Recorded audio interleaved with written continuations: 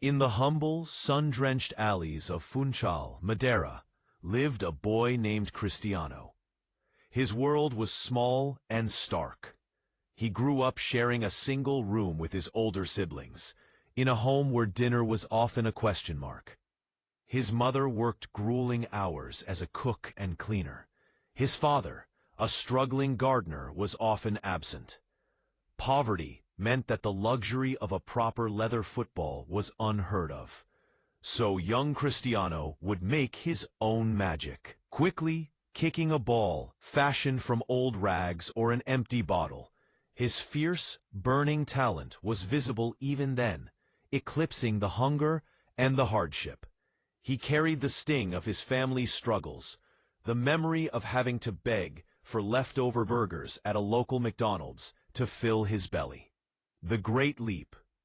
At the tender age of 12, the defining moment arrived. A chance to join the prestigious Sporting CP Academy in Lisbon meant leaving his sheltered island and his family behind.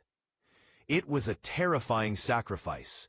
A lonely boy in a big city, often weeping at night from homesickness. But he knew this was his only bridge out of poverty. The capital city, however, brought new pain, criticism. Older players and coaches saw the raw talent, but they scoffed. "He's too skinny," they whispered. "He'll never make it physically." This is where the story shifts from luck to legend. The Midnight Warrior. Cristiano did not crumble. He erupted. He took every doubt, every slight, and poured it into his regimen. While other young players slept, Cristiano, driven by a furious, defiant energy, would reportedly sneak out of the academy dorms and head to the gym to perform extra workouts. He was obsessed with turning his perceived weakness into his greatest strength. The greatest threat came at age 15, when he was diagnosed with tachycardia, a heart condition that caused his heart to race. The doctors warned him it could end his career. But days after a successful laser operation, Cristiano was back on the pitch, his resolve hardened, ready to run faster than ever before. The art of discipline. This became the core of his philosophy. The art of discipline. His story is not just about a talented kid who got lucky.